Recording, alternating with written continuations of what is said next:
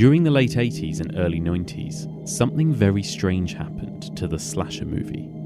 Horror characters that originally terrified audiences, such as Michael Myers, Jason Voorhees and Freddy Krueger, were now available to purchase as action figures. They were releasing rap songs, they had video games, TV shows, and they made costumes for kids.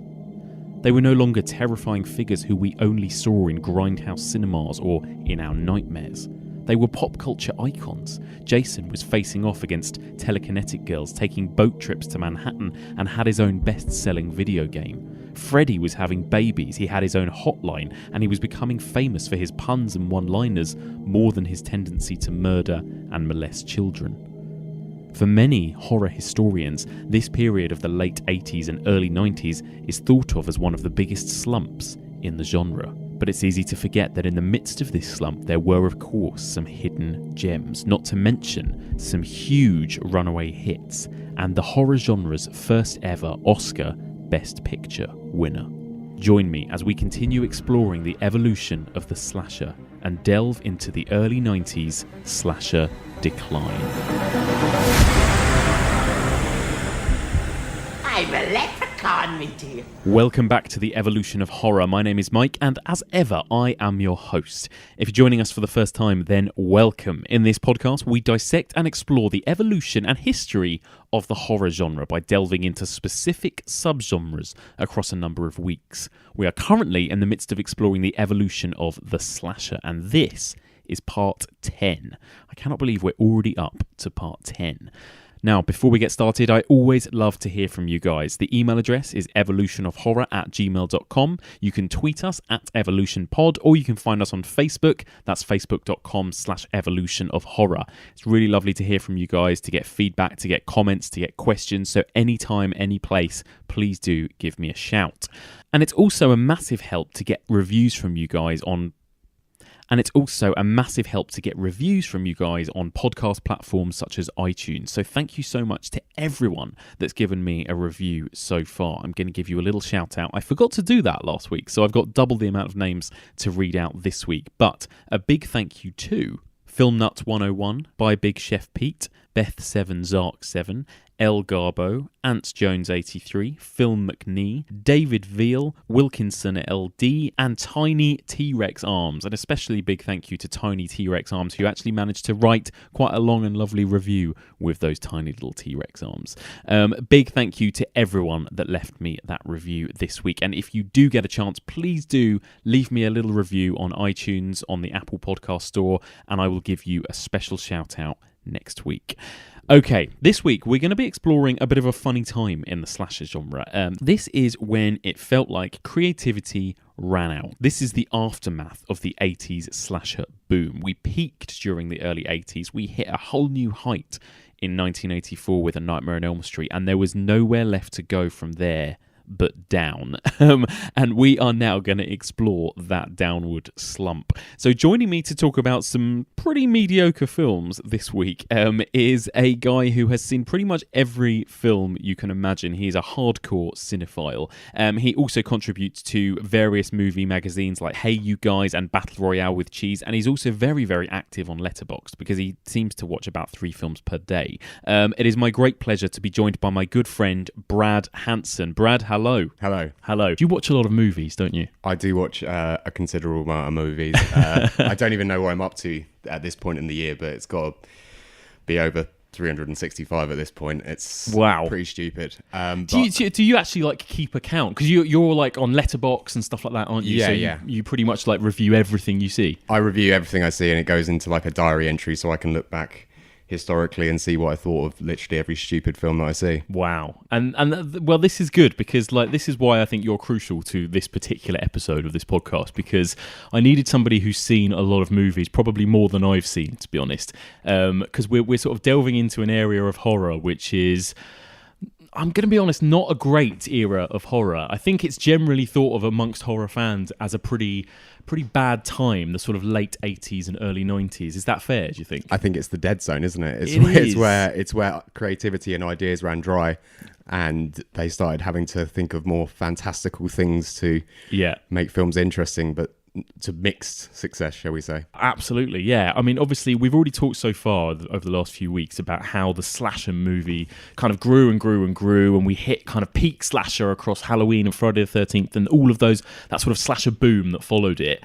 But it felt like after a few years, there was only so much they could do with, a knife-wielding psychopath dismembering teens. I mean, after sort of 7 or 8 years of that into the 80s, like you say, I think ideas began to sort of run dry, didn't they?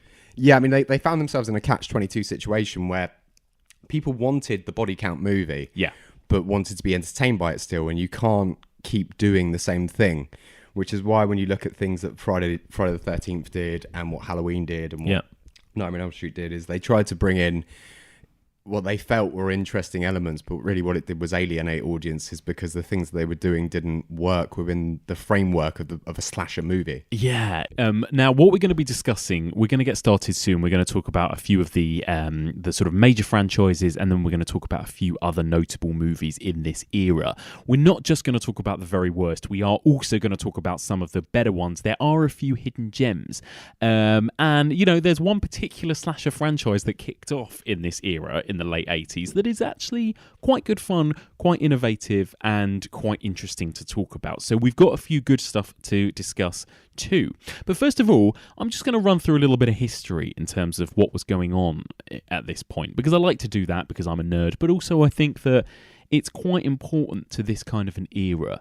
I think a lot of people talk about horror in terms of history as reacting to what was going on in the real world. This is why perhaps in America there was such a boom of horror in the late 60s through to the 70s, because this was a very strange, turbulent time, and you had movies like Night of the Living Dead that feels like such a reaction to the civil rights movement and racism in America. Equally, you had movies like Last House on the Left and those kind of very gritty, violent exploitation films reacting to events like the Vietnam War and just the darker side of what was happening in America at that point. In the 80s, you had Reaganism and all of this kind of heavy economic conservatism going on. And again, movies were reacting to that. You also had the birth of home video nasties, and what that meant to audiences. But what happened in the 90s? Today, a generation raised in the shadows of the Cold War assumes new responsibilities in a world warmed by the sunshine of freedom. Communications and commerce are global. Investment is mobile. Technology is almost magical. And ambition for a better life is now universal. By the early 90s, the Cold War had kind of died down. The Berlin Wall had come down in 1989. We'd had the first Iraq War, but the second one and 9/11 hadn't yet started. And this was a strange kind of peaceful period in between, relatively. Obviously, it wasn't perfect. It wasn't like a total peaceful utopian world during the 1990s, but relatively speaking, compared to what follows it in the decade after, or what it followed in the decade before, this is a relatively quiet, peaceful decade. We had Bill Clinton, who was a very, very popular American president at the time. And over in the UK, we had Tony Blair, and we had the end of Thatcherism. Again, this was, to many people, a peaceful, hopeful, positive time.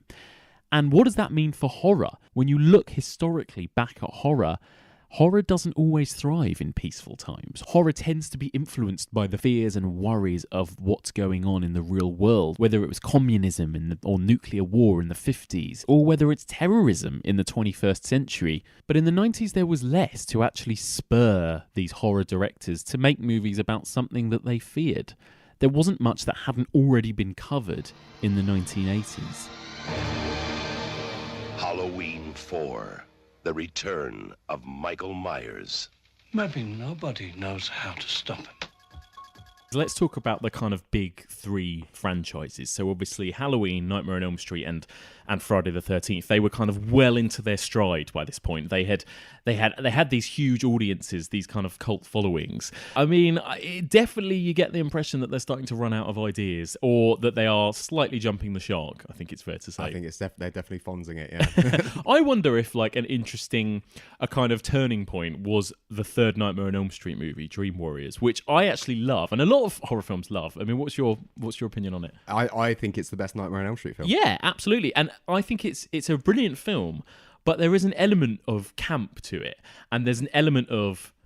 I was rewatching it the other day and thought, was this the turning point? I mean, this was the moment when Freddy started to make, sort of quippy one-liners, and it felt like it was more of a fantasy movie than it was a scary horror movie, I suppose. Yeah, I mean, it kind of took away the menace of Krueger from the first one. I mean, Freddy's revenge was obviously the homoerotic yes slasher, which is amazing, and if you haven't seen that one, you absolutely need to, because it's really important and really amazing. But in part 3 is where I think they found Krueger as like a pop culture icon. Yes, I think that's where he got his iconography from. Succeed in this business, you don't always say you have to study. I think you should study. Study, work, and then maybe you can make it. Can I ask you something? Certainly. Who gives a fuck what you think? Probably, I would say you could tribute it back to the "fuck the primetime bitch." Yes, absolutely. That cameo from Zsa Zsa Gabor, and yeah, you just think, what is going on? I think that's the moment where I think Krueger becomes more than just a villain in a movie. Yeah. This is it, Jennifer. Your big breaking TV. Fuck the prime time, bitch. Absolutely. And then it wasn't long before that, I think it was 1988, when Freddy Krueger appeared in a rap music video. You see, my name is Freddy, and I'm here to say, I'll wrap you up and take you away. I feel like you're tired and ready for bed. Don't fall asleep or you'll wake up dead. He was, like we say, he was a pop culture icon. There were kids that were dressing up as Freddy Krueger. There was a phone line I saw in America.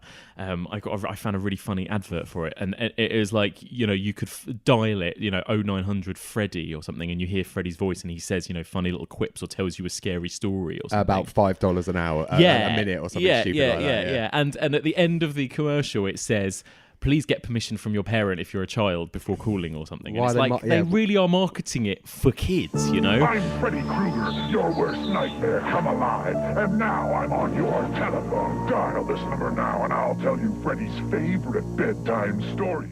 And it's just so interesting. And I'm sure that probably Freddy Krueger, the Nightmare films were pretty much the catalyst in a way for this sort of downward spiral, I think, that slashes. As much as I love Freddy and I love those movies, actually, I still think they're probably partly responsible. Well, it's a bit of a dichotomy, isn't it? Marketing a paedophile at children. Yeah. Yeah, exactly. It's baffling, actually, when you watch these later Freddy movies that are basically comedies, and you think, God, this started off as a child molesting murderer, serial killer. Yeah. And the Oscar goes to The Silence of the Lambs. Yeah, and it's interesting, isn't it? Do you think that there's any kind of connection or weird sort of dichotomy there, that this is the one time ever in history we've had an Oscar Best Picture winning horror movie, and yet it's also kind of the worst era for horror movies? I don't understand how that is something that happened, because obviously the Academy would not want to recognise giving a horror film the Best Picture award. Yes. That doesn't sit well with them, because we all know that horror is the most derided genre. Yep. When it comes to film criticism and film appreciation. Absolutely. I don't understand how it happened. It's a bizarre misnomer that's probably never going to happen again. Yeah. I can't imagine a horror film winning Best Picture unless something magical happens. It's weird. It's a weird thing to think that, Silence of the Lambs came out the same year as Freddy's Dead. And, both horror movies, both very much horror movies. So, yeah, it's interesting. And also Misery as well. I think the year before, 1990, Kathy Bates obviously won Best Actress for that. That was hugely kind of applauded by critics. And again, definitely a horror film. It's definitely a horror film. If anything, it's a reverse home invasion, isn't it? Yeah, it's an abduction horror, isn't it? And it's got some, arguably some early signs of torture porn in there as well, With the hobbling. Yeah. I'll get you, my pretty, and your little soul too. So before we get into talking about one of the Nightmare on Elm Street movies in depth, which we will do, but first of all, I want to ask you briefly, Brad, about your opinion on Friday the 13th and the way in which that franchise sort of trailed off towards the end as well. Because even though we have covered Friday the 13th in quite a lot of detail on an earlier episode, I think it seems wrong not to mention it in the context of this conversation, because this was, again, one of those classic examples of this very kind of gritty, small budget, franchise that was this kind of late night cinema kind of stuff at the beginning, and then became this mainstream sensation towards the late 80s. So in 1987, you had the launch of the Friday the 13th TV series. Louis Vendredi made a deal with the devil to sell cursed antiques, but he broke the pact, and it cost him his soul. Now his niece Mickey and her cousin Ryan have inherited the store, and with it, the curse. This didn't have anything to do with Jason Voorhees. I think it was more. It was almost like a spin on Stephen King's Needful Things, where you had like a shop that had lots of different, evil things for sale, basically, and it would kind of branch out to tell a different little story each week about things that you'd find in this shop. So in no way a slasher, and in no way related to Jason Voorhees, but it just took the Friday the 13th name. It was just an expansion on the Friday the 13th universe. And then in 1988, a Friday the 13th game came out, a video game for the NES, which was a huge sensation. So there you go. I think by this point, Friday the 13th was so much more than just a horror movie, you know? It was a franchise. You could compare these characters to like Marvel comic book characters or something, absolutely. where you get one versus another and you mix and match and you've got cosplay and you've got this and that, and it's like suddenly these worlds had changed vastly. So you could double bill Freddy versus Jason with Civil War. Yeah. Effectively. I mean, let's be honest, that one of those films is much better than the other. Correct. Well done, Ronnie Yu. Yeah, exactly. Yeah, absolutely. So, in 87, we had the launch of the TV show. In 88, we had the launch of the game. And then in 89, we had Friday the 13th Part 8, Jason Takes Manhattan.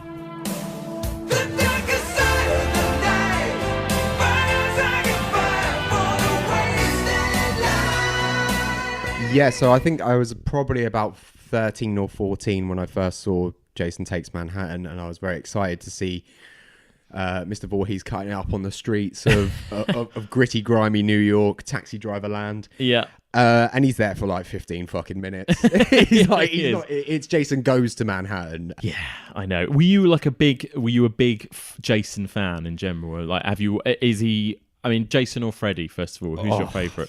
That is a real Sophie's choice, isn't it? Yeah. Let's put it this way. I have Jason tattooed on me. I don't have Krueger. Nice. Krueger is the slasher I became aware of first. Yep. But I have a very big soft spot for Jason, so I'm in Team Voorhees. Okay, excellent. So you were what, 13? It's probably the right age to watch Jason Takes Manhattan. I think it is, because it was so stupid. Like, there's that scene on the boat where I think it's the chick playing the rock guitar, like the proper Dokken 80s style rock guitar, and then she gets like caved in half with it or something stupid like that.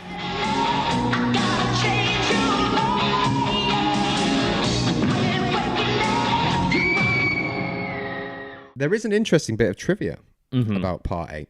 At the end, when Jason is in Manhattan, he grabs a chef, and the chef is then thrown into, I don't know what he does, he kills him or something. Yeah. But that chef is played by Ken Kersinger, who later went on to play Jason Voorhees in Freddy vs. Jason. Ah, there you go. There's a bit of tidbit trivia for you. Nice, excellent. So let's briefly talk about the plot of Jason Takes Manhattan. It's not going to take long. No. Brad, why don't you do the honours? They're taking some bizarre cruise from Camp Crystal Lake or Camp Forest Green or whatever they're calling it at that point.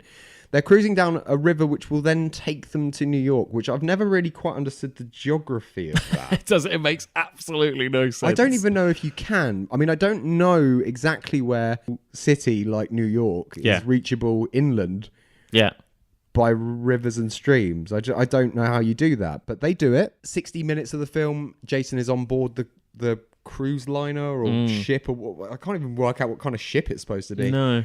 We finally arrive in Manhattan. When you think conceptually that he just kills everything that moves, right? Mm-hmm. Except for kids. He's got a moral compass, bless him. But then he's like just walking down subways, which is like filled with people. Filled with people.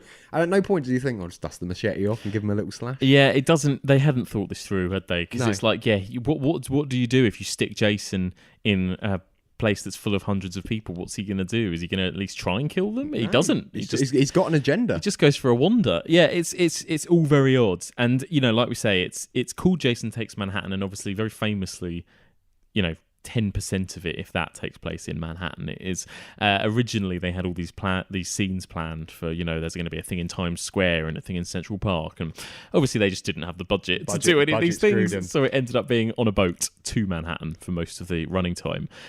Paramount, who obviously owned Friday the 13th for these first 8 movies, I think they were about to drop it. Basically, they had enough. These films were getting worse and worse. They were making less and less money. And this was the last one that they actually funded, and before they dropped Friday the 13th. And this one they considerably cut the budget down by sort of half or something. So I think it wasn't the best choice to go to Manhattan when it was the smallest budget you'd had in. Yeah, you really wanted to do that one in like 4 or 5. Yeah, that's when you wanted to do it.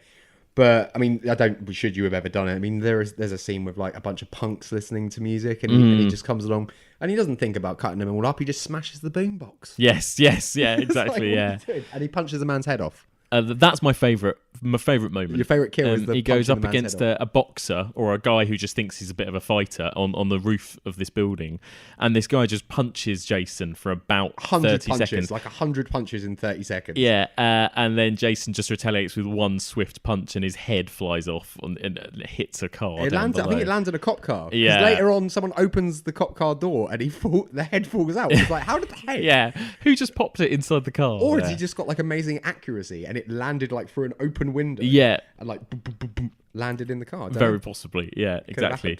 So that kind of gives you a sense of the tone of this movie. I mean, there is no suspense anymore. There's no stakes. There's no fear. There is, let's have a laugh at how Jason will kill people this time around. Yeah, it's foreplay and payoff, isn't it? That's all it is. It's just teasing you for the kill, and then the kill happens. Yeah. And then you said obviously about Paramount dropping it then. And obviously New Line jumped in on it, and that's obviously where we started getting talk of a Freddy versus Jason. Yeah.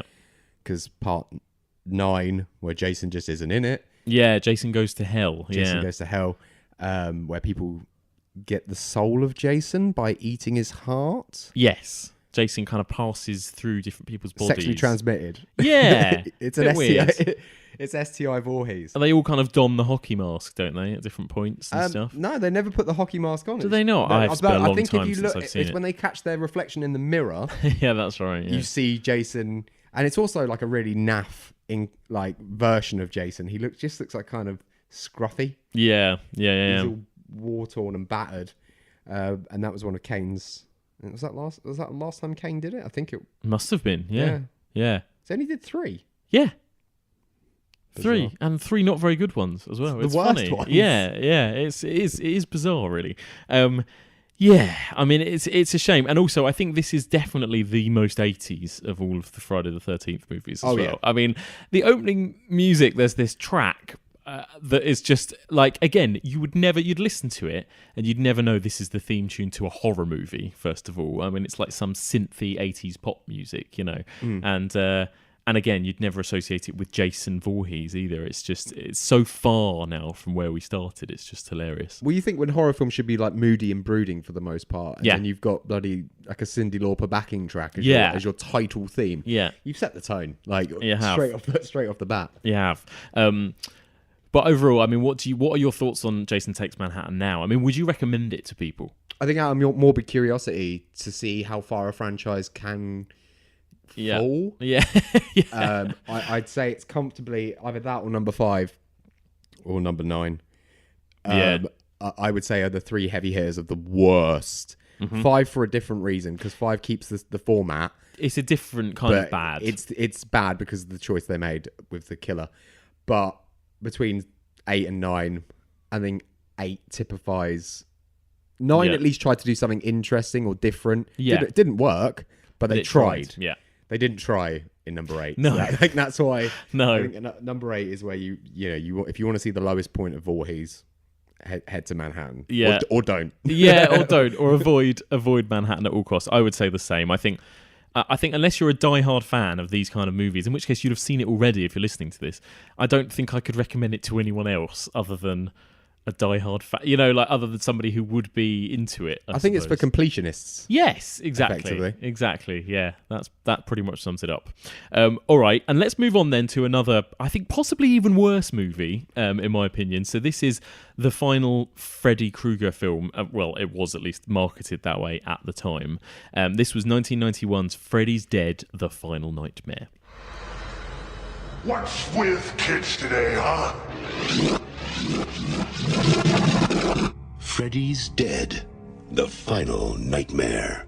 Great graphics. They saved the best for last.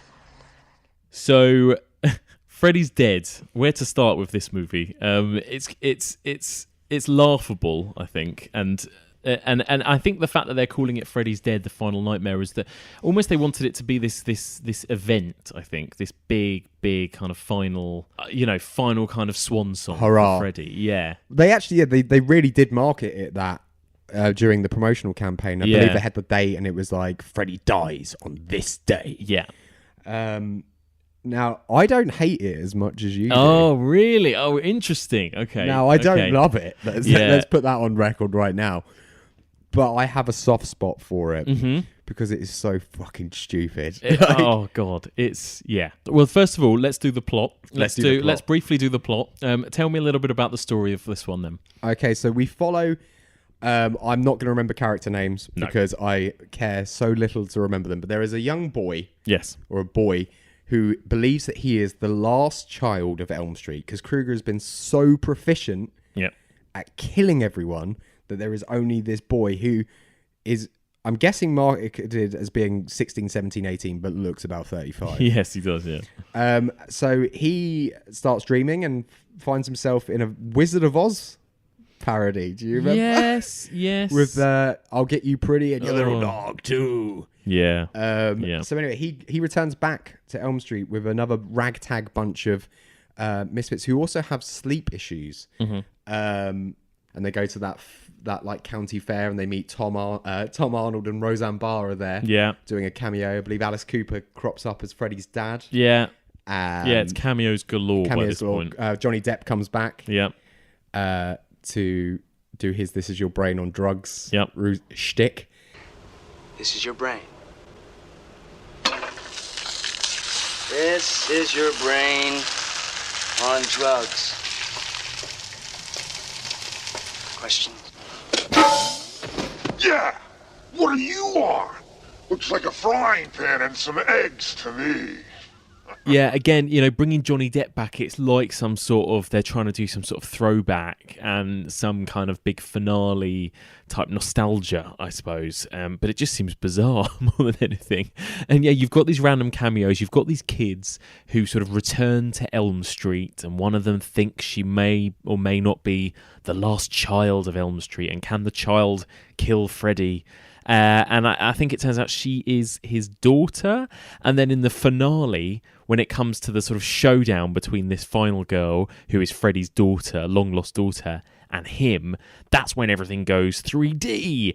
Really, really bad 3D. And his head kind of explodes and he comes out of the screen. And that's kind of how the franchise ends. Hurry! Let's get out of here! Come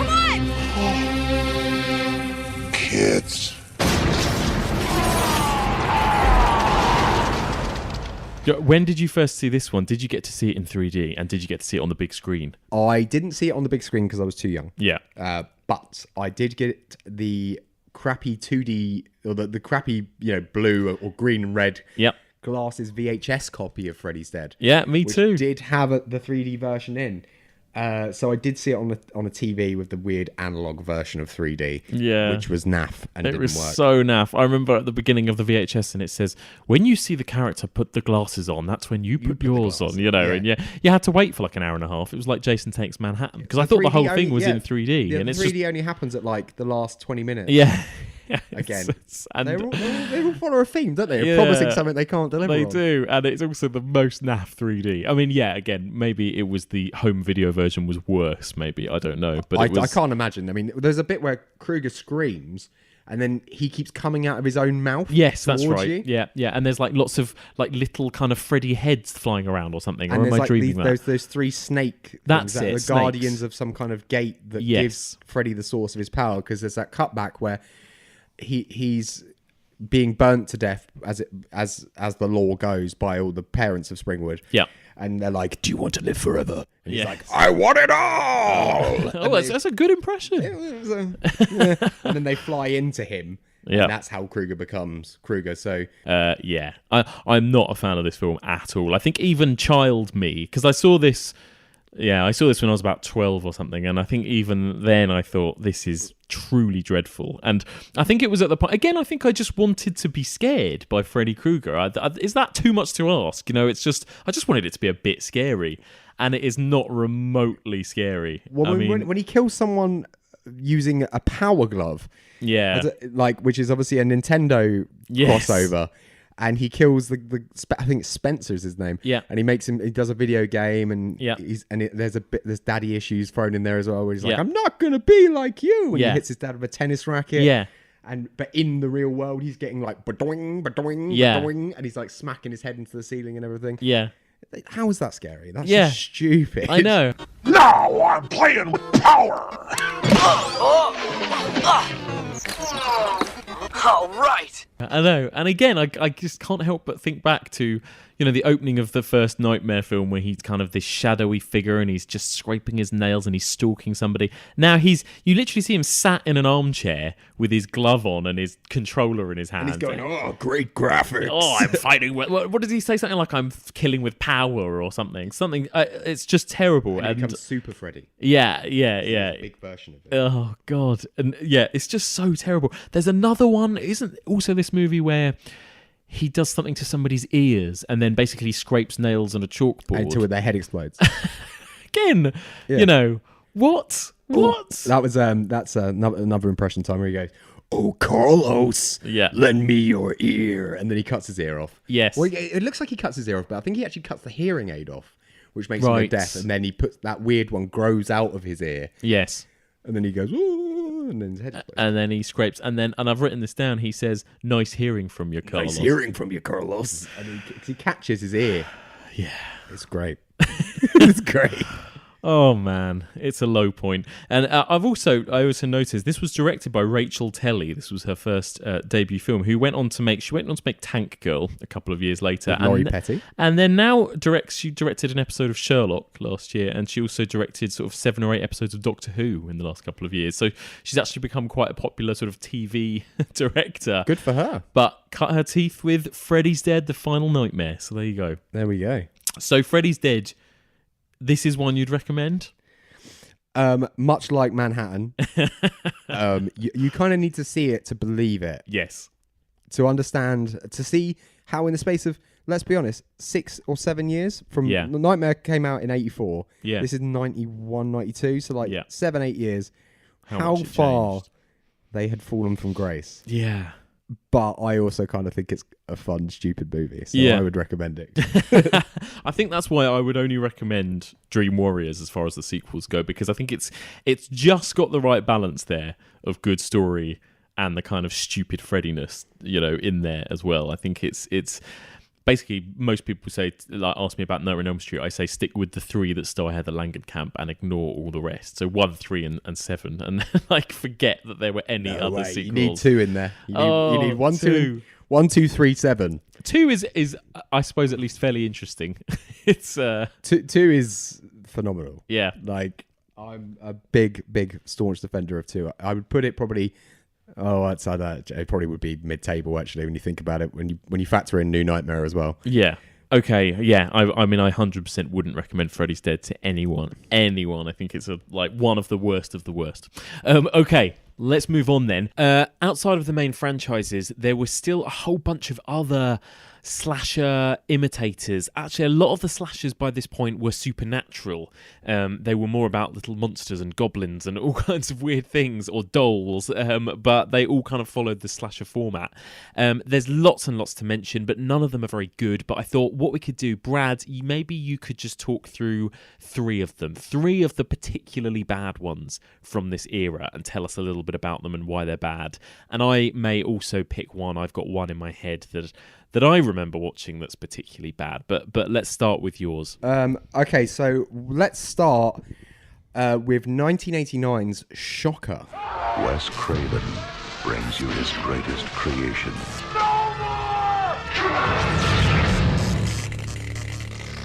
Shocker. This was Craven's idea because to make a new Krueger. Yeah. Make a new character that could spawn sequels and whatever else. And I believe it's played by Mitch Pileggi, who was mainly known for the X-Files, right? Oh, right. Yes, yeah. But effectively, this is Electricity Krueger. So a inmate is sent to the electric chair, but something happens. This is bad that I actually watched this film this year as a rewatch, and I cannot remember how he becomes what he is. Yeah. But effectively, he can then just pass through currents and kill people in that regard. But it was interesting to see Craven do something different, but not different. I mean, the format is the same. It's just the mythology is different. Obviously, it didn't spawn any sequels. It's a one and doneer. Yeah, I think I remember, hearing that people thought this was going to be his the big new Wes Craven franchise, but it wasn't quite that, was it? It didn't quite work, unfortunately. Do you know what I actually am a big fan of from this era? Is Wes Craven's The People Under the Stairs.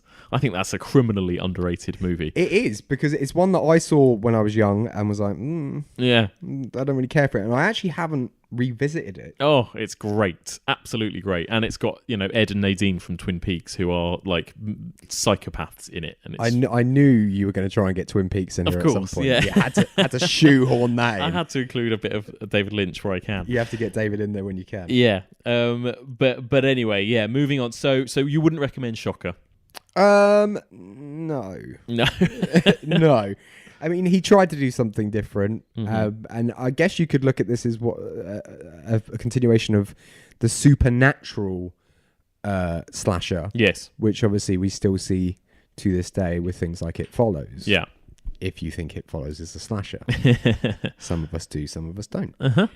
So that one is not great, but it can get a lot worse. Yeah, go on. I'm excited. Now, I saw that I've never revisited this film. My knowledge of it is very small. Okay. But 1993's The Nostril Picker. Brilliant. Well, I like the title. Do not remember much about it, but do remember that it's very, very bad. And I believe the tagline is something along the lines of, he picks his nose and then he picks his victims. Oh, Jesus. It's... What's the... I'm going to have to look it up. What is the story? What's the premise? I don't believe there is really much of a premise other than there is a man who picks his nose. I guess what it reminded me of was a weird, like, New York Ripper. Okay. The Lucio Fulci movie. Oh, yes. It looks like that from the... from the cover, From right? the cover. And so it's got 2 out of 10 on IMDb, Nostril Picker. Loner turns into a girl to lure and kill other girls. They haven't even bothered using like grammar or punctuation in that. You haven't got synopsis. time for it. It just says loner turns into girl to lure and kill other girls. Yeah, I won't be rushing. I won't be rushing into that one. So that's one you'd probably want to avoid. And the last one I kind of want to touch upon, Rumplestiltskin from 1995. Transformed by an ancient spell, he has come from the past. What the hell are you? To bring his curse upon the present. But in this one, people were being stalked and slashed by the fictional character, well, not fictional, the fairy tale character of Rumpelstiltskin, whose premise was, I bet you can't guess my name. That's right. So throughout the whole film, they're trying to figure out what his name is. Who it is. So if they'd had any kind of childhood... if they'd read a book. Yeah, this would have been a short. This would have been 5 minutes. You'd kill someone and be like, what's my name? And they'd be like, Rumpelstiltskin? And that'd be it. But the only thing I really have to say about it is there is a scene where he rides a motorcycle that you have to see, but I'd recommend just YouTubing that rather than seeing it. Although the film is on UK Netflix, if anyone feels of course it is masochistic enough to watch it. There is also a line, and my review on Letterboxd, we mentioned Letterboxd earlier, all my review was the two lines that he utters, or the two words that he utters, and it's actually my most liked review on the entirety of Letterboxd, which goes to show you the strength of writing that this film has. At one point, when someone points a shotgun, I believe, at Rumpelstiltskin, he says, "Fucketh me." Oh, good. Fucketh me. Fucketh me. I did feel that I felt that myself when I watched it. Yeah. I've seen it twice, which is even. I saw it like as a child, and then it's amazing. I watched it again last year. It's amazing. This is why you're here, Brad, today to tell me about films like Rumpelstiltskin. I do the job that people hate. Yeah, you can watch films so the rest of us don't have to. I will watch Ice Cream Man for you. And I'll watch Dr. Giggles for you. And tell you that you don't need to watch these films. Yeah. Very good. Okay, well, there's one that springs to mind for me, which I'd like to talk about. A notable cult classic, maybe you might call it, from the early 90s. But really, let's be honest, quite a terrible movie, although it did spark a whole franchise. Warwick Davis is in the title role, and this is, of course, Leprechaun from 1993. Is that me gold? What the hell are you? I'm a leprechaun, me dear. Here. This is what you're looking for, right? Me powers are returning. So, yeah, Warwick Davis, bless him. I mean, I feel a bit sorry for Warwick Davis. I mean, he's obviously had a brilliant career, but he had spent his career playing Ewoks and leprechauns, and, you know, I feel like he deserves better than some of his roles, and especially than this one, than the Leprechaun. And there's actually been quite a lot of Leprechaun movies. In Leprechaun 4, he goes to space. Mm-hmm. He follows Jason X. Well, Jason X came after, but he follows Critters. Critters were the first people to go to space, even though they were from space. Yes. So basically, they went home. Back. Yeah. They went home. Yeah. But Leprechaun went to space. He also went to the Hood. Yes, he did. With Ice-T. Yep. But in this original Leprechaun, he's very much at home. It's centered around an American family, isn't it? Of which Jennifer Aniston is the daughter. This was Jennifer Aniston's debut film role. It was indeed. And not one that she cares to actually talk about She or won't admit recognise to it. anymore. I wonder why. I don't know why she's not proud of this, because it is.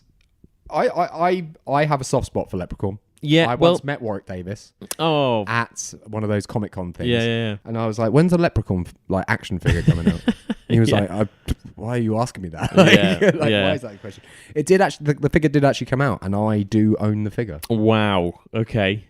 The main thing I remember about Leprechaun is the impression that Mike Myers does in Wayne's World 2, where he goes, "I'm the Leprechaun," and it's quite accurate. I'm the leprechaun! Stop it, all right? Don't try and steal me, Patico! What's the deal with him? He runs around. He's after his gold, and this family have got his gold in their house, hidden away somewhere, and they don't realise it, I think, or something. I believe it's something along those lines, or isn't there it's a singular coin that's loose from his collection? Yes, it's one of the two, but. And he has to basically work his way through killing various people to get to his coin. He just wants his gold. I mean, it is very much. It's so close to the idea of like the Lucky Charms. Yes. You'll never give me Lucky Charms. Yeah, kind of and thing. there was apparently I read some product placement of Lucky Charms in the movie, I don't doubt that. And then Lucky Charms hated it so much that they demanded it be removed, so it was cut. But yes, originally there was some Lucky Charms sponsorship. But apparently as well, according to the IMDb, it was originally planned as a scary kids film. Yeah. Before the studio thought it would work better as something more adult, and then more scenes were inserted for extra gore and violence, basically. And you can definitely tell that when you watch it, that this is basically like a Goosebumps story, but for adults, and it's bizarre. Yeah, this one was weirdly marketed between being quite light-hearted, but also super violent at times. So it's just a bit of a mess in that respect. I think it would have been better had it just been for kids in a way, because the thought of sitting down as an adult to watch it as an adult scary movie is ridiculous, really, I would say. Yeah, I don't know who it's for. No. Like, No. but which is why it's taken on its thing of now just being like a drinking absolutely film. And that's who it's for. It's for students. I mean, I watched it as a drink. student, Yeah. and that drink every time something stupid happens. Yeah, and actually, the same can be said with a lot of these slasher movies. You know, especially these later ones. You know, they were no longer like movies that you would sit as an adult and watch when you wanted to watch a good movie or a scary movie. It was background music. It was background music. It was a dare. It was a drinking game. It was an infamous... It's like The Room now, isn't it? It's like you've got to go watch this in an audience because it's so bad and you can all laugh at it together kind of a movie. And that's what a lot of these movies were, sadly. Well, following on from, obviously, Leprechaun, prior to that, we had Troll 2, which is obviously... one of the most famous, terrible, movies. Which I watch every year. Every year without fail, including about 3 months ago. Excellent. They're eating her! And then they're going to eat me! Oh my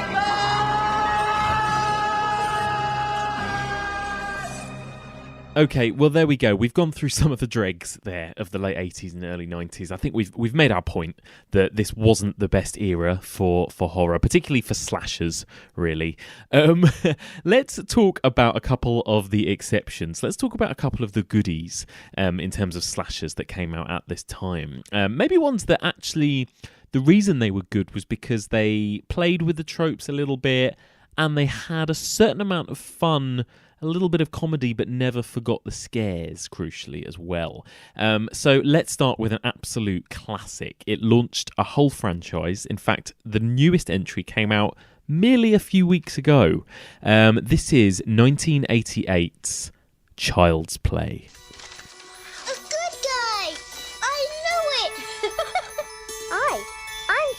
He's something, isn't he? This is Andy's. Time for bed, Andy. Good night, baby. Good night, Aunt Maggie.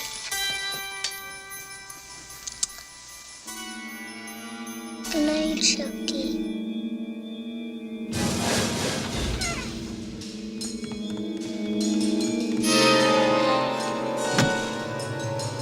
Everyone knows most accidents happen at home. How did that happen? This is no accident.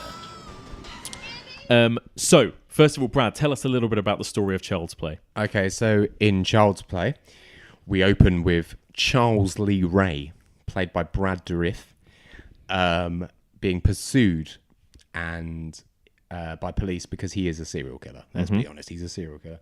And he ends up in a toy store. He does some funky voodoo and transfers the soul, as he's dying, of himself into the doll of a good guy, which then takes the name Chucky. Obviously, everyone knows who Chucky is.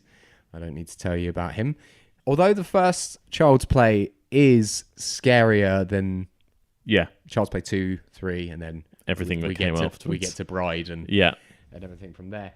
The first one has its creepy moments because, let's be honest, dolls are fucking creepy. It is. I think it definitely can be seen as a proper scary movie, that first one, but also very funny. You know, I think that's what's quite nice about it because, again, like we're in this era where these franchises have become a bit of a joke, and I think Child's Play kind of uses that a bit. You know, it creates this quipping monstrous killer that's a bit Freddy Krueger-esque, but actually does it quite well, and I think it manages to balance the scares and the quips and the laughs quite well. Yeah, because it does become more about jump scares or the early incantations of them because it is all about the setup and the because I mean there's not going to be immediate kills with him because let's be honest, he's a 2 foot tall doll. Like he can't overpower people, so it's all about sneaking up on them, sneaking up and mouse trapping people in that regard, which you see a lot more in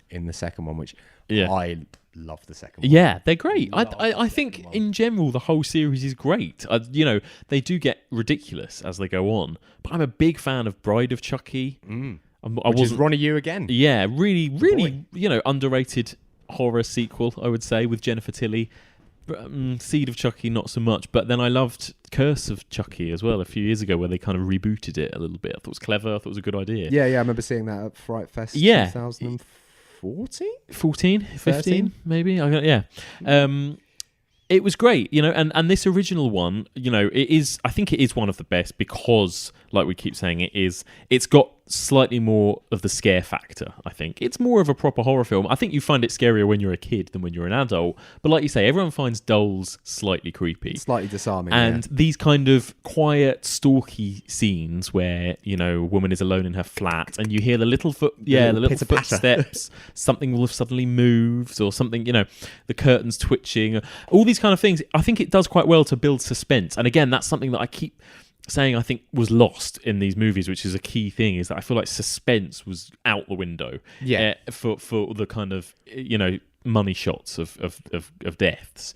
And at least this kind of it teased a bit of suspense back into the genre a little bit. It did, and because it was obviously set within their own home as well, so it's not you're not out of you're not out in the sticks, in the woods. It's in like New York City, isn't it? It's an apartment block. Yeah. It's like there's nothing untoward about. There's no reason for it to be where it is. Yeah, but it is. And I think that works quite well because that's obviously when you look at something like Paranormal Activity. Yeah. It's just a house. Yeah, absolutely. Nothing about it. No, it's and also you've got this child who's the main character as well, which again is quite unusual for these types of movies, and that works well. I think that ultimately you're always gonna, unless the child is a really terrible actor, which this one wasn't. I thought Alex Vincent played it really well, very very sweet, very very vulnerable and sympathetic. Which helps with that whole with this whole story, obviously. And I again, you've got these scary moments of suspense in the first half where it doesn't really let on straight away. You kind of know it's the doll, but you never really see it. It's a shadow of doubt, though, isn't there? Yeah, that it might be just Andy. And then there's just that wonderful moment where the mum is like, right, I'm going to find out if this doll is evil or not, and sort of lights the fire and holds it over the fire and sort of says, right, you speak to me right now or else I'm going to throw you into the fire. And he just suddenly launches at her and goes, you fucking bitch, you fucking slut. And suddenly Brad Dourif's voice comes emanating from this doll, and it's brilliant because it is.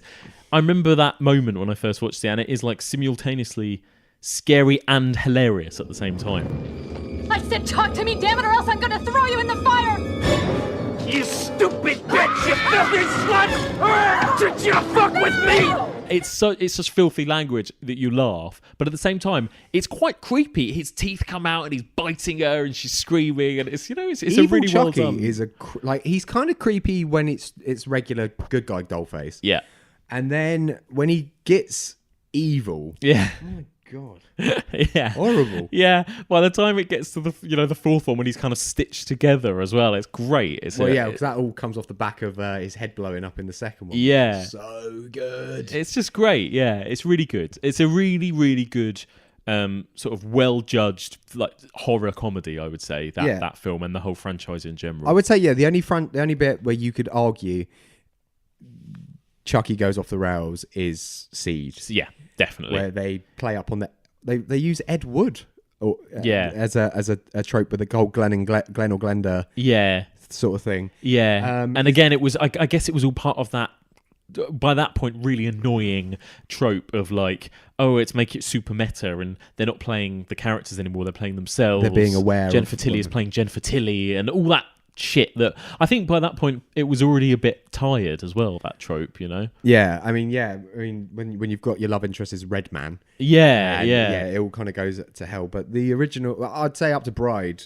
is great. Yeah, really, really good. Obviously there was controversy with the third one as well. Yeah, that was the Jamie Bulger thing, wasn't it? Yeah. I mean, ridiculous. Personally, I think mental that anyone would blame Child's Play 3 for that, but that's a whole other conversation that's a completely different podcast. Yeah, but yeah, that was that certainly got. I remember the front cover of Child's Play 3, which is just Chucky's face. Yeah, the really close up being on the front page of the Sun. Yeah, saying burn the sadist videos. Wow, I believe, or something like that. They really went for it. It's crazy, and it's probably the shittest of the three. It is of the three originals. Absolutely, and I remember thinking that when I first watched Child's Play 3, I remember I was more nervous than this one with the second one, because I knew this was the one that was linked to these real life murders, and oh my God, it was nearly banned and blah blah blah.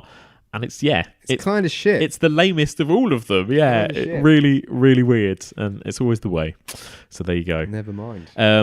Overall, though, big recommendation for Child's Play. Big recommendation of Child's Play. Yeah, it's a perfect blend between actual scares, gory payoff, and silly quips that had got to that point where I think you had to do that. If you took yourself seriously at this point, it wasn't working unless it was done by somebody who really knew what they were doing. Exactly. That's why Halloween wasn't working, because Halloween was still taking itself deadly seriously. Yeah. Like, everything it did, it meant. Yeah. So, and it's interesting because obviously a lot of these things, they're not consciously thinking these kind of things when they're making them. But I think, now 30 years on, I think it's interesting to look at where you think Child's Play was kind of very much of that era almost. It kind of hit the nail on the head of kind of about consumerism and about the ridiculous and the scary and the franchise and everything. And it's even part of that in the story is even about that, about consumerism and franchises. Got to buy this doll, got to buy the next big thing. Like it's Care Bears, it's Tamagotchi, obviously not Tamagotchi, or Freddy Krueger. Transformers and all the other, so it is the zeitgeist of that particular area. Yeah, totally. Film. Yeah. All right, so big thumbs up from both of us for that one. Now, there's one more that you want to mention that I haven't seen that gets a big recommendation from you. Is that right? I would say outside of the big franchises or the franchises that started coming to a fore in the late 80s, early 90s, the film that I think still typifies how great a slasher can be and how much fun a slasher can be and how scary a slasher can be is 1989's Intruder.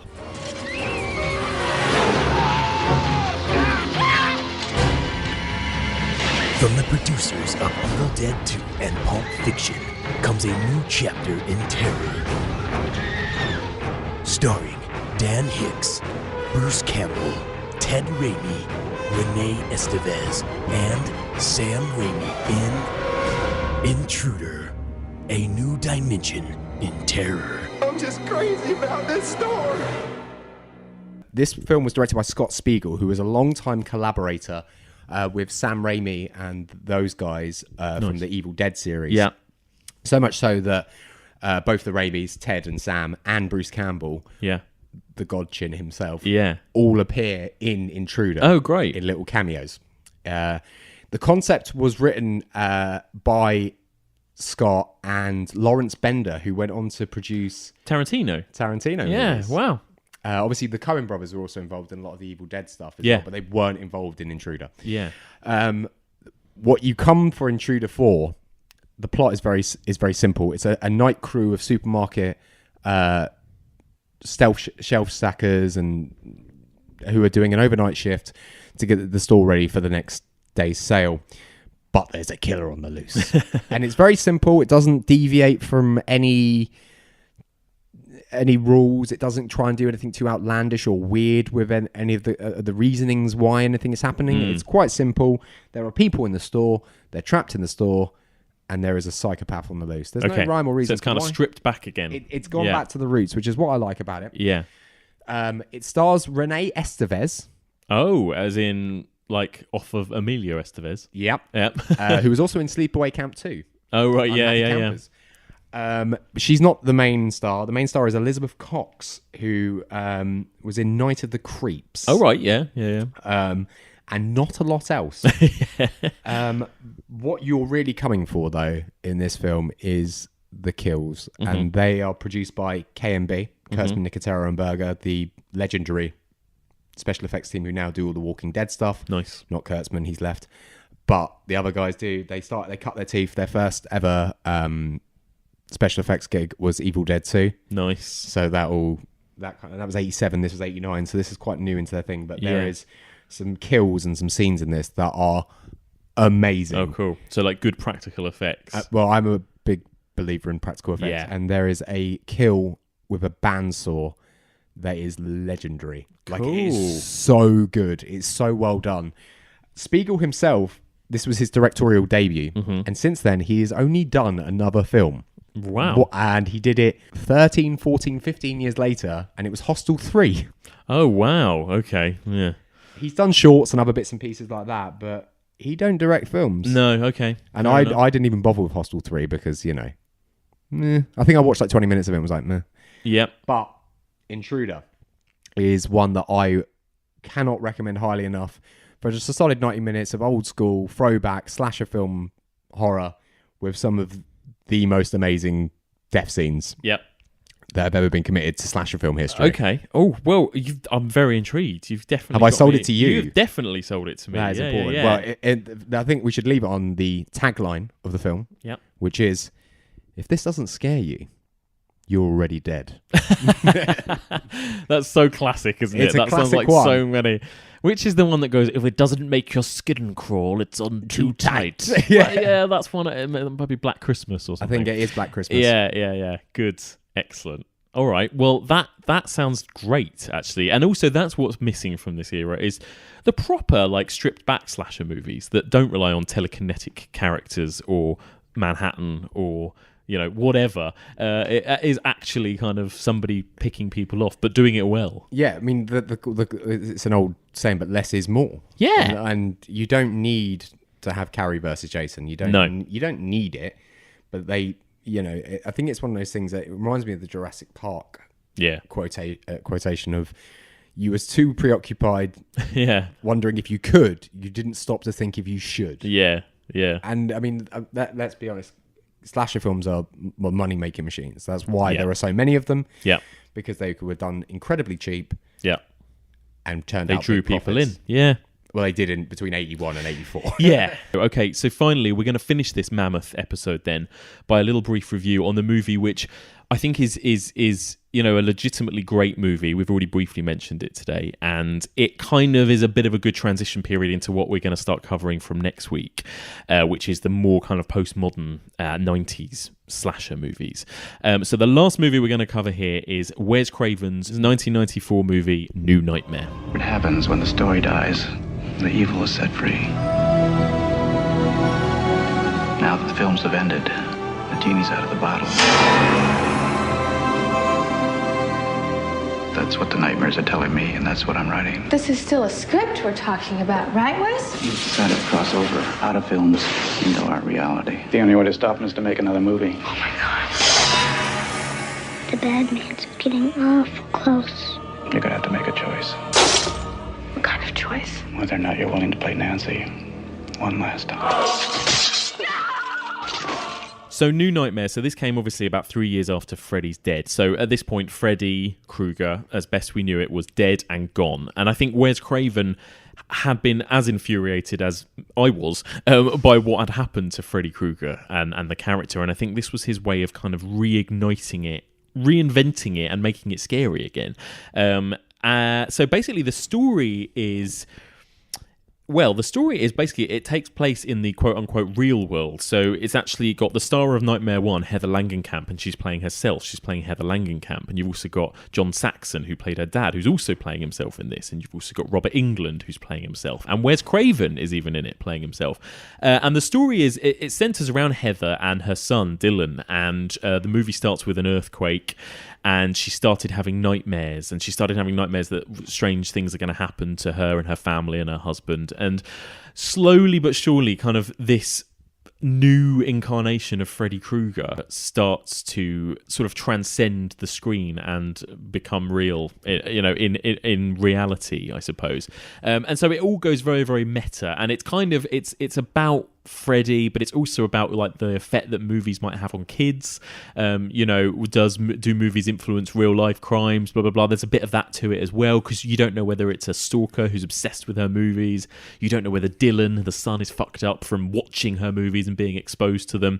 So there's lots of kind of interesting. It's very Wes Craven because I think it explores lots of proper issues of sort of, you know, real life kind of horrors, as well as being quite an interesting, good movie. I mean, what did you think of it?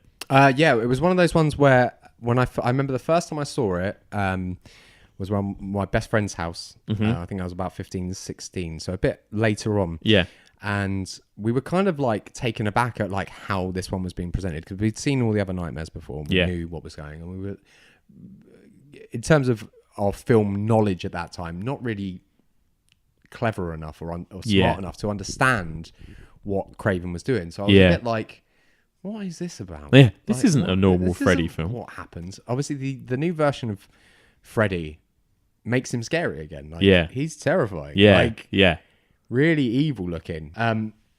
But then when I've revisited it later on down the line, once Scream had come out, and once you were aware of self-referential horror and what they were doing, it's really clever. It is really good. It's a really good movie. He took back the power, like the control of what had happened to Freddy, and made Freddy what he should be, which is terrifying. Yeah, absolutely. He it was brilliant. It was like Wes Craven had said "fuck you" to most of the recent sequels almost, and took back his creation, in such a clever way. Whether or not he did it, I mean, the thing is, the movie didn't take off as well as it could have, and I think it's in hindsight now that we look back on it, and say that was a really clever, borderline masterpiece in horror. But it's interesting, maybe people just weren't ready for it at that point, which is weird because it was only like a year or two before Scream. But I think maybe the fact that it was a Freddy character, and you had people like yourself that probably watched it and were like, "What's this? This isn't a normal nightmare movie," and then maybe other people who might have appreciated it but just didn't bother going to see it because they thought, well, it's a shit Freddy Krueger movie. I'm not interested in that. The body count's low as well. Like, there's not a lot of people, although they do redo the drag scene from the first one. Yeah. With the babysitter, she gets done in the hospital room and everything. Yeah, and that's really good. There's some good moments in it, and it's more about this mother and son. It's actually more like something like the Babadook in a way, where you've got this kind of messed up mother and her son stuck together in this house for a lot of it, and the son is a bit mental. Husband's dead or gone. Yeah, quite similar themes actually. Yeah, and it's got this kind of very much a sort of fairy tale Hansel and Gretel vibe to it as well. I mean, that's what the whole climax is, isn't it? Yeah, really? Yeah. So it's an entirely different movie to Nightmare on Elm Street. Really, it just happens to be about these characters, but other than that, there's barely any connection to it. So it's great. It's a really brilliant idea. Maybe it wasn't executed quite as well as it could have been, because I think when you watch Scream a couple of years later, you think that is more an on-the-money version of maybe what Wes Craven was trying to do a couple of years earlier. I don't know. I think the difference is, though, with Scream, he's not constrained. Yes. It's a brand new world, a brand new set of characters. He can do whatever he wants, whereas in Kruger Town, which sounds a lot like Cougar Town, you're stuck with the rules. Yeah. The rules that he made. So he could only do certain things. Like you could easily take that theme and look at and take Freddy out and make it a completely fake new slasher movie, and say that this is an actress that's dealing with the slasher movie fame, slasher movie fame of the gobbledygooker, or whatever, and do exactly the same, and it would work as a film because it was Nightmare. It both drew people in, but also when they came, they were like, this isn't what I wanted. Yeah, and it also may have turned a lot of people off. It could have, for people that maybe aren't diehard Freddy fans, but just like a good horror movie, they might have been like, no thanks, I'm not going to watch I'm not going to watch any Nightmare on Elm Street films because I'm not interested. Yeah, so, and it probably also meant that a lot of critics were ready to jump all over it and hate it as well, And it gives them the ammunition to do that, even though they're wrong. Yeah. Because of how it's presented and how it isn't. It is a horror film, but it's psychological. It is psychological, but it's also got this like wacky super. Well, it's not wacky, but it's got this childlike fairy tale supernatural element to it as well. And isn't it kind of the whole thing is like there's this like ancient evil and it takes different forms at different times. And Wes Craven basically says this in a monologue where he explains to Heather Langenkamp. It's this like ancient evil, and the way that human beings deal with it is we create a character that embodies this evil, and that's our way to capture it. And it's, whether like it was Dracula, or whether it was Norman Bates, and then he said for a long time it was Freddy, but now Freddy's gone. It's been released into the world because there's no other vessel for it or something. Which is obviously shots fired at the slasher industry itself. Yeah, basically saying there's no imagination left, there's no monsters left that we're scared of. Where are the good? I mean, the best new one was Chucky. Yeah, exactly. And if that's, I mean, the bar is already pretty low because it's high. Exactly. It's pretty low, so it's not really saying much. So yeah, I think there's a lot there that Wes Craven is actually saying, and that's what's so good about Wes Craven with all of his movies. Really, is that you can scratch beneath the surface, and there's a lot more going on a lot of the time. And that's a great movie, I think, to finish on because it's a great kind of nail in the coffin for that kind of era of not very successful horror movies, and a kind of dawn of a new era in a way as well. A dawn of a new slasher. Yeah, absolutely. Brad, thank you so much for joining me this week. Please come back again at some point soon. I would love to. And lend your vast knowledge and your huge knowledge of crap horror movies, and good ones. Mostly crap though. Yeah, if you need to do another crap episode, I'll be here. Yeah, I gave you an unfortunate week to come and join me. I think there wasn't an abundance of great movies to discuss, but pretty fun all the same. Yeah, absolutely. Where can people find you, Brad? If people want to find you out there in the world, on Twitter or Letterboxd or whatever. You can normally find me frequenting a cinema in central London, but if you're looking for me on social media, I'm at Hadbranson on Twitter. You can follow me on Letterboxd at Splatterpatter. Nice. Thank you. I was quite pleased with that one. And that's pretty much the only places you'll find me. Oh, I know that you can find some of my articles on Hey You Guys and plot movies and other bits and pieces like that I've written. Lovely stuff.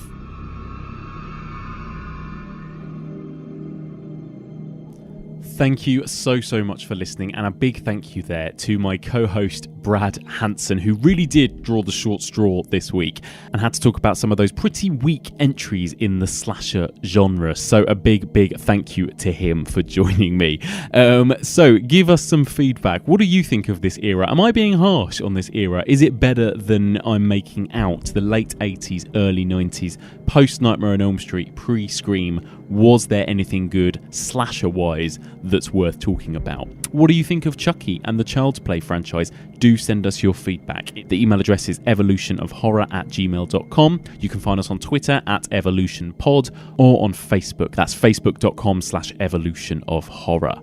So, next week we are out of the early 90s slump and we are into the late 90s slasher resurgence. This is when it all kicked off again. We had another little, almost like a microcosm of what happened in the late 70s and early 80s. Another little mini slasher boom. And it all started because of Wes Craven's 1996 movie, Scream. And joining me to discuss and review Scream is somebody I'm very excited to have on the podcast. She is editor-at-large of Empire magazine, the world's biggest movie magazine. She is also one of the co-hosts, along with Chris Hewitt, of the Empire podcast. I am, of course, talking about the brilliant Helen O'Hara. Helen is labelled as the geek queen of Empire. She seems to be the go-to person when it comes to all things kind of geek culture and fandom. But what does she think of the horror genre? That's what I'm excited to find out about. And what does she think of Scream? So I'm going to be joined by Helen next week to discuss the movie Scream. And after that, in the same episode, I'm going to be joined by Rob Watts, and we're going to talk about the 90s slasher boom that followed it. And we're going to do some brief spoiler-free reviews of the movies that followed Scream, such as I Know What You Did Last Summer, Urban Legend, Cherry Falls, Valentine, and of course, the Scream sequels.